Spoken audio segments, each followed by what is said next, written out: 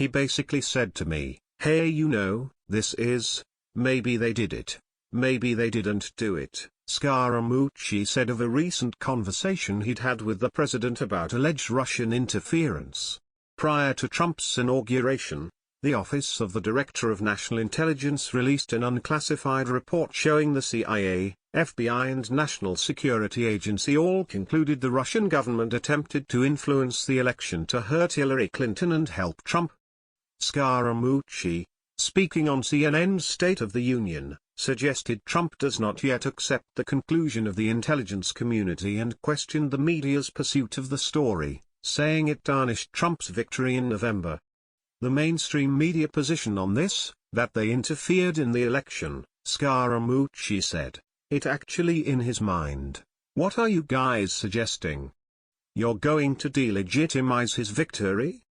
Scaramucci wrote America deserves better than unbridled demagoguery in early 2016 op-ed aimed at Trump. Scaramucci said he intended to review the intelligence community's evidence once he had his security clearance and pledged to give Trump his personal thoughts on the conclusions.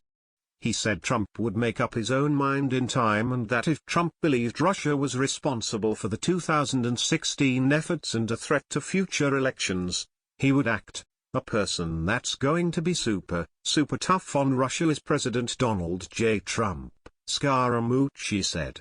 Trump has offered varied responses on Russian efforts to influence the election over the past few months.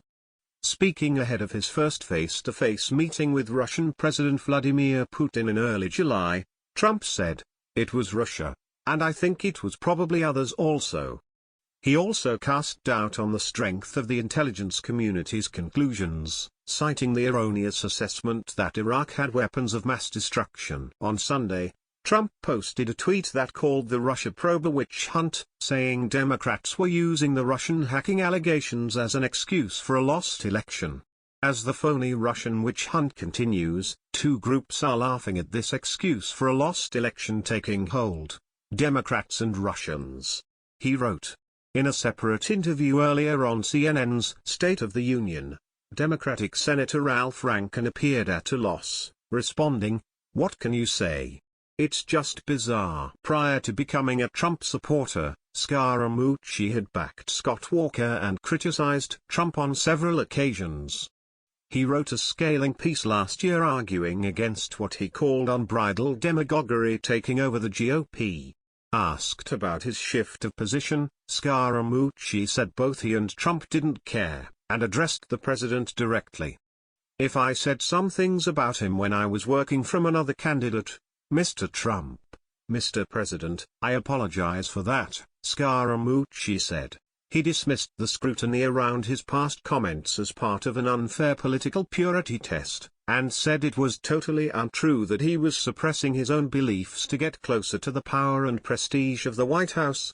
And now that he is in his new job, Scaramucci said it was time for things to change in the White House communications shop.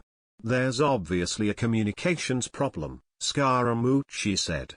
"For one thing," he said in his own opinion, which he said was not the final decision, "the White House should agree to put press briefings on camera again." For another, he said he would address leaks to the press from within the White House on Monday. He said he would tell the staff, "If we don't stop the leaks, I'm going to stop you." Fresh on the job, Scaramucci found himself talking about one of the president's tweets, following a story in the Washington Post that stated Trump and his legal team were exploring the mechanics of the president's pardoning authority, including whether he could pardon himself.